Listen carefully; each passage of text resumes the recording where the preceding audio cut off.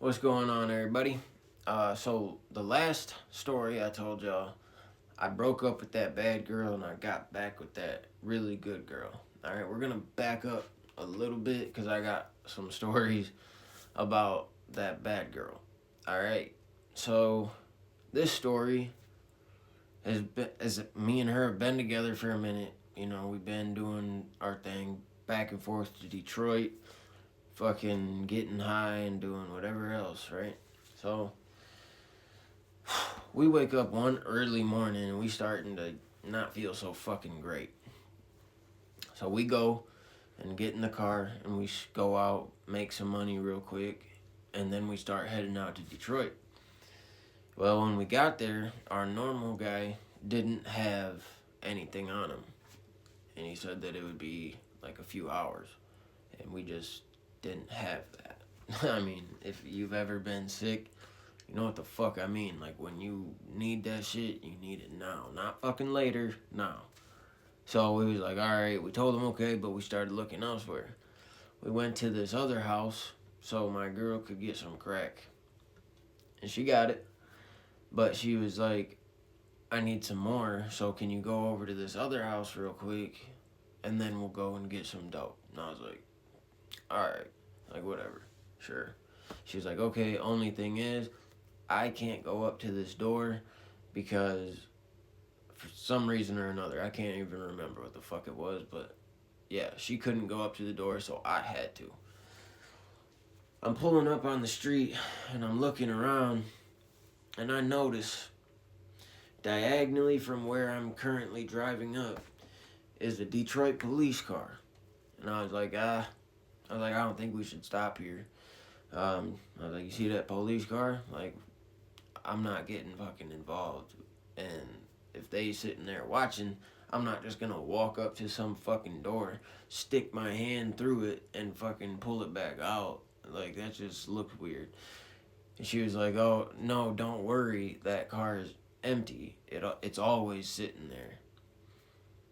And I looked a little harder, and she was right. I mean, the car was empty.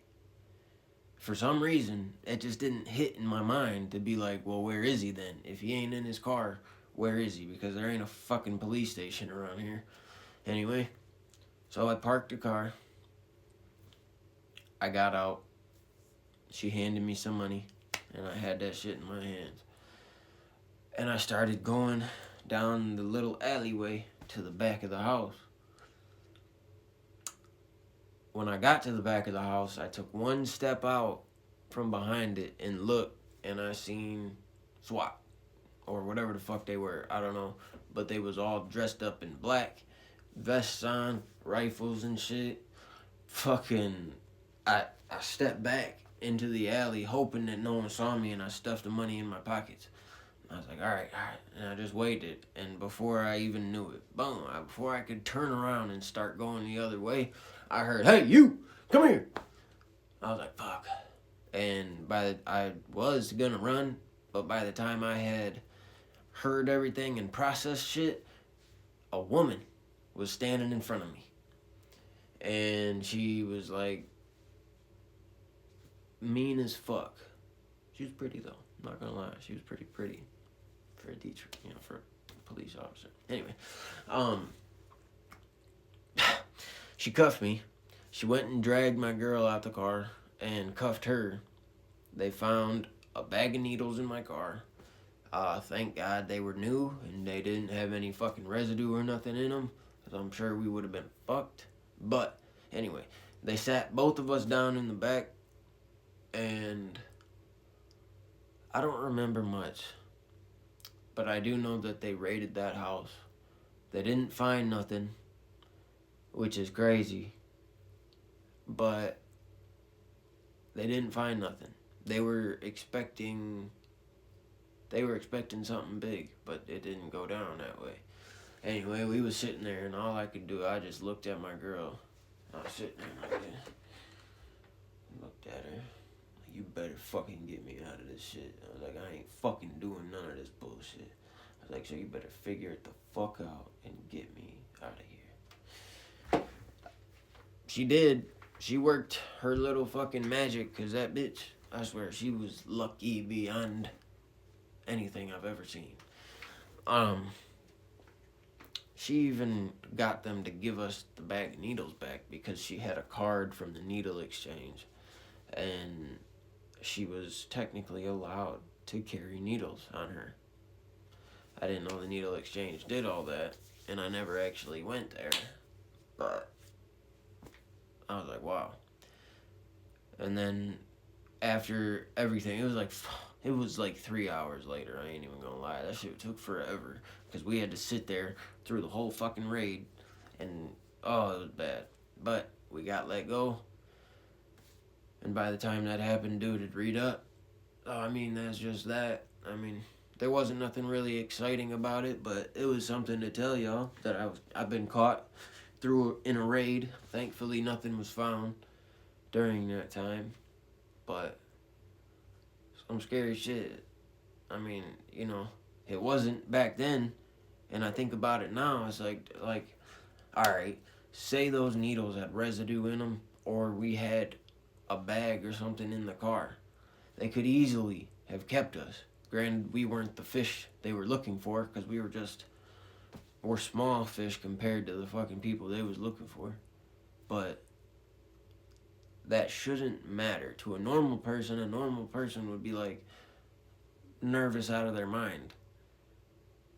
All I was worried about was getting out so that I was not sick anymore, because I couldn't fucking take the sickness.